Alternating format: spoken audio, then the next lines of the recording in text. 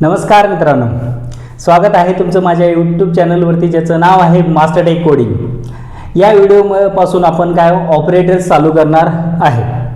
तर ऑपरेटर्स कशाला म्हणतो, तर तुम्हाला काही अर्थमेटिक असतील किंवा लॉजिकल असतील, हे जे ऑपरेशन्स परफॉर्म करायचे असतील तर त्यासाठी आपण कशाचा यूज करतो, ऑपरेटरचा यूज करतो आहे.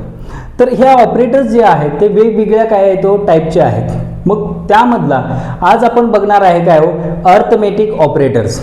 मग आता अर्थमेटिक ऑपरेटर्स कुठले कुठले आहेत, त्यांचे वर्किंग कशा पद्धतीने होतो, ओके, ते आपण या व्हिडिओमध्ये बघणार आहे. आणि लास्टला आपण ते प्रॅक्टिकली करून बघणार आहे ते कशा पद्धतीने वर्क होतात. ओके, मग आता अर्थमेटिक ऑपरेटर्स कुठले कुठले आहेत बघा.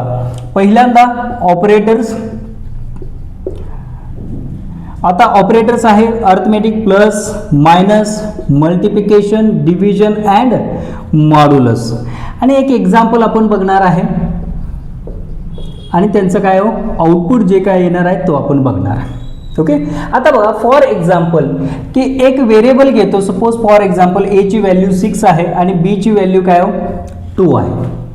ओके, मग आता आपण एक्झाम्पल काय बघणार आहे. पहिल्यांदा प्लस आहे, मायनस आहे, मल्टिप्लिकेशन आहे, डिव्हिजन आहे आणि मॉड्युलस. याला आपण काय म्हणतो, मॉड्युलस म्हणतो. याला आपण काय म्हणतोय, मॉड्युलस. मग आता बघा एक्झाम्पलमध्ये आता ए ची व्हॅल्यू 6 आहे, बी ची व्हॅल्यू 2 आहे. जर सपोज मी ए प्लस बी लिहिलो तर प्लस ऑपरेटर काय करतोय, या हे जे काही दोन व्हेरिएबल आहेत त्या दोन व्हेरिएबल मधली जी काही व्हॅल्यूज आहेत ते व्हॅल्यूची ॲडिशन करतो. सपोज 6 प्लस 2 म्हणजे आउटपुटला काय येणार 8 येणार. ए मायनस बी केला की काय येणार आहे 6 minus 2 4. A multiplication B 6 into 2 12. A divide B and A modulus B हे आपल्याला काय बघायचं आहे. आता बघा डिवाइड आणि मॉड्युलस हे कशासाठी यूज करतात. आता आपण काय 6 ला 2 ने डिवाइड करायला लागलोय. मग आता कसं जातोय भाग 2 3 जा 6. मग आता रिमाइंडर काय राहिलं 0. मग हा जो डिवाइड ऑपरेटर आहे हा डिवाइड ऑपरेटर कशासाठी यूज करतोय, तर क्वोशंट फाइंड आउट करण्यासाठी हा डिवाइड ऑपरेटरचा यूज करतो. मग आता क्वेश्चन किती आहे 3. मग आउटपुटला काय येणार आहे 3 येणार आहे. आणि मॉड्युलस जो ऑपरेटर आहे तो ऑपरेटर कशासाठी यूज करतोय आपण, रिमाइंडर फाइंड आउट करण्यासाठी यूज करतोय. मग आता रिमाइंडर किती राहिले 0. मग इथं काय येणार 0. क्लिअर झालं. आता फक्त दोन मेजर आहेत, डिवाइड ऑपरेटर आणि मॉड्युलस ऑपरेटर. डिवाइड ऑपरेटर कशासाठी यूज करतोय, क्वेश्चन फाइंड आउट करण्यासाठी. मॉड्युलस ऑपरेटर कशासाठी यूज करतोय, तर रिमाइंडर फाइंड आउट करण्यासाठी. चला तर आपण हा जो अर्थमेटिक ऑपरेटर्स आहे तो अर्थमेटिक ऑपरेटर आपण प्रॅक्टिकली करून बघूया. चला तर मित्रांनो बघूया आपण प्रॅक्टिकली अर्थमेटिक ऑपरेटर कशा पद्धतीने वर्क होतात. तर पहिल्यांदा आपल्याला काय हेडर फाईल इन्क्लूड करून घ्यावं लागतो.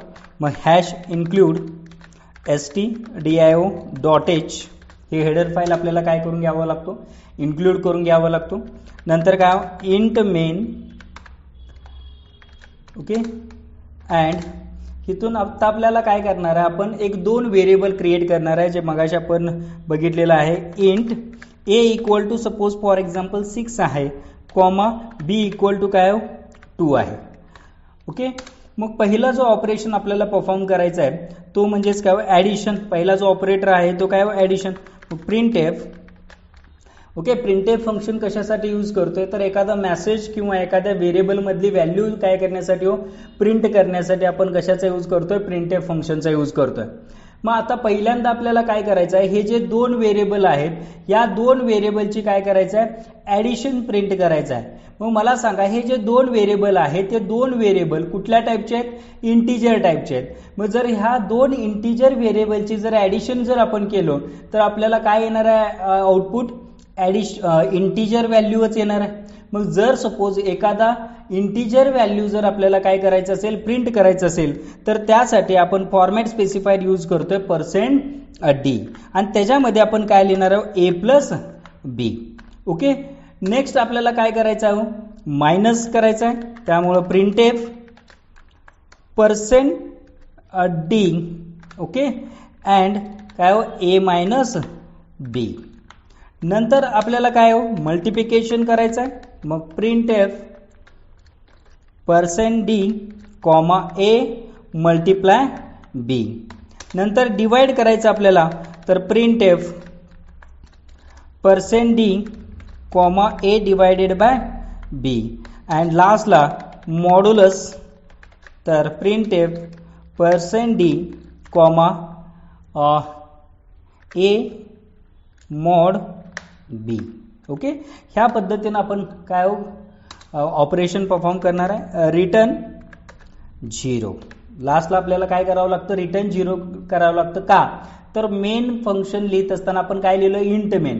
म्हणजेच काय, मेन फंक्शन आपल्याला एक इंटिजर टाईपची व्हॅल्यू काय करणार आहे, रिटर्न करणार आहे. म्हणून आपण लास्टला काय लिहितोय, रिटर्न 0. चला तर हा प्रोग्राम आपण काय करूया, रन करूया आणि बघूया आउटपुट काय येतं.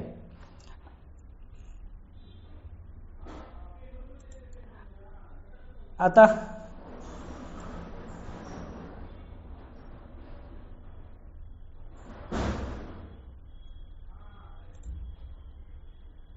बघा आउटपुट आलेलं आहे 842130. ओके, आता बघा 841230 हे काय लागूनच आलेलं आहे. पण आपल्याला काय करायचं आहे, एकाखाली एक लिहायचं आहे. बरोबर, एकाखाली एक पाहिजे.